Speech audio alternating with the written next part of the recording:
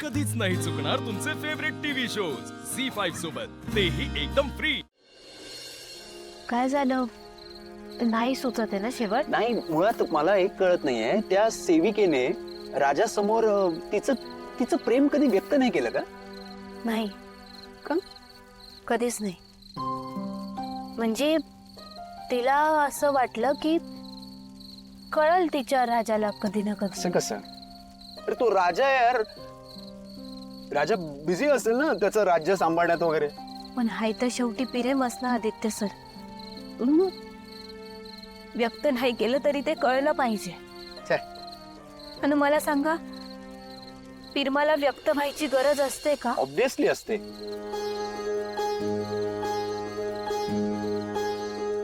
मग मग तुम्ही सांगा ना आदित्य सर, तुम्हाला काय वाटतं? हे बघ, मला काय वाटतं, मुळात त्या सेविकेने तिचं प्रेम राजासमोर व्यक्त केलं पाहिजे। आणि राजालाही जर जाणवत असेल की त्याचंही तिच्यावर तितकंच प्रेम आहे, तर त्याने त्याचं प्रेम तिच्या समोर व्यक्त केलं पाहिजे। राजा ना? हो, पण तो तर राजा आहे ना, आणि ती सेविका आहे। मग काय झालं? ओ, काय म्हणाल? जग काय म्हणेल यार, जगाचा विचार राजाने का करावा? आम्ही करावा, पण मला तर असं वाटतं की राजाने सगळ्या जगासमोर त्या सेविकेचा स्वीकार केला पाहिजे। पण तो राजा असं का करेल? अरे का म्हणजे कोणीतरी आपल्यावर असं जीवापाड प्रेम करतंय, मुळात ही जगातली सगळ्यात सुंदर गोष्ट आहे।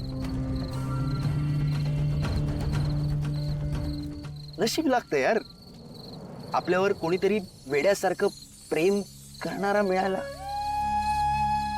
मग त्यासमोर राज्य, संपत्ती, मान मर्तब हे सगळं शून्य आहे। ह्या गोष्टीचा शेवट असाच झाला असता तर किती बरं झालं असतं। का असं नाही होत का शेवट? आदित्य सर, जाऊ द्या ना, हाय तर शेवटी एक गोष्टच ना। हा पण चल व्यक्त केलं।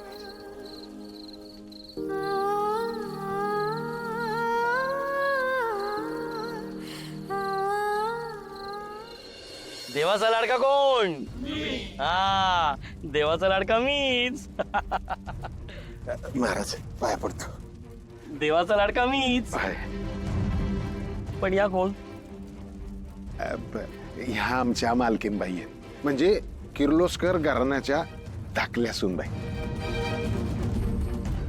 यांना ना लय प्रॉब्लेम येतो, त्यामुळं तुमचं मार्गदर्शन पाहिजे, तेवढं द्या। हा, अरे वा, मोठा मासा आपोआप जाळ्यात आलाय। नमस्कार गुरुजी। हे बघा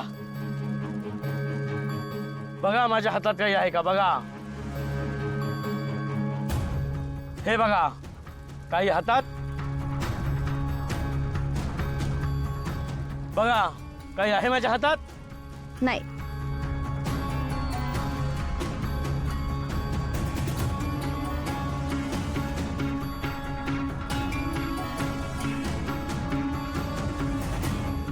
हे बघा। हा गुरुजी, वा, तुमच्या हातात तर जादू आहे। जय गुरुजी, बोला जय गुरुजी, जय गुरुजी। हा, तुम्ही तर खरंच देवाच्या लाडक्या आहात। देवाचा लाडका मीच। मला सिद्धी प्राप्त झाली आहे। मी हिमालयात जाऊन घोर तपस्या केली आहे। मी भूत भविष्य सगळं काही जाणतो। आणि मी तुझं वर्तमान जाणते। बंद करा हे नाटक, नाहीतर मी तुझा पडदा पाडेन। कोण आहे ही बाई माझ्या ज्ञानाला चॅलेंज करणारी? हिमालयात जाऊन वर्षानुवर्ष तपस्या केली आहे मी, कारण देवाचा लाडका मीच। तेव्हा कुठेही सिद्धी प्राप्त झाली आहे मला। गुरुजी, अहो असं काय करताय? यांना ओळखलं नाही का तुम्ही? अहो याच तर आहेत किर्लोस्कर बंगल्याच्या सर्वे सर्वा अहिल्यादेवी किर्लोस्कर आहेत या। प्रिया प्रिया, एक मिनिट, हे परत एकदा बोल ना प्लीज. किर्लोस्कर बंगल्याच्या सर्वे सर्वा अहिल्यादेवी किर्लोस्कर. काय रे, तुला सिद्धी प्राप्त झालीये ना? हो मग हे बघा.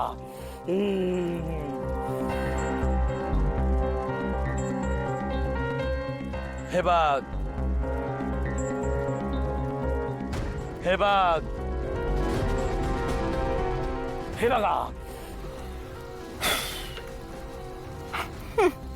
एवढंच ना? हे तर सोपं आहे, मी पण करू शकते.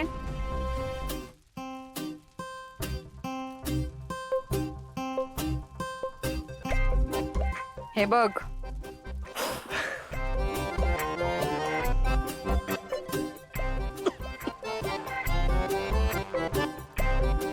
मला आव्हान करतेस? हे बघ. फूल, यात काय अवघड आहे? इथल्याच कुठल्या तरी बागेतून आणलं असशील ना तोडून. मी पण काढू शकते.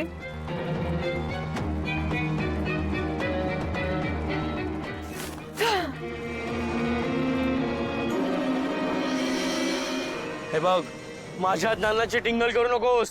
तुझं ज्ञानच नाही तर तुझं नशीब सुद्धा खराब आहे, कळलं ना? इथून पुढच्या 5 मिनिटात काय होणार आहे हे तुला माहिती नाहीये, पण मला माहितीये. बालिके, माझ्या नादाला लागू नकोस, नाही तर मी दिलेल्या शापानी आयुष्यभर जळत राहशील.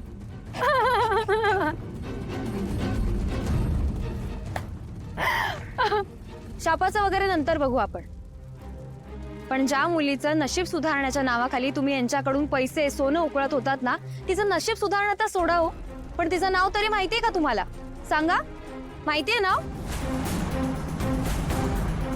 गुरुजी, नाव सांगा. बघितलं मारुती मामा, या महाराजांकडे तुम्ही पारूचं नशीब सुधारण्यासाठी आला होतात. यांना साधं पारूचं नाव सुद्धा माहित नाहीये. मारुती मामा, हे बाबा ढोंगी आहेत. विज्ञानातल्या छोट्या मोठ्या ट्रिक्स करून लोकांना फसवतात आणि त्यांच्याकडून पैसे उकळण्याचा प्रयत्न करतात. हाच धंदा यांचा. तू बंधू बाबा, देवाचा लाडका काय तू? मी तुला असा सोडत नाही. तुम्ही थांबा प्रीतम बाबा, मी याला असं सोडत नाही. तू देवाचा लाडका आहे का? थांब, तुला आता देवाचा लाडका करू. मारुती मामा सोडा. तुम्ही कशाला तुमच्या हात घाण करून घेताय? पोलीस येत आहेत, ते बघतील काय करायचं याचं. पोलीस? गणी, मी जाऊन येतो, तू चोपून राहा.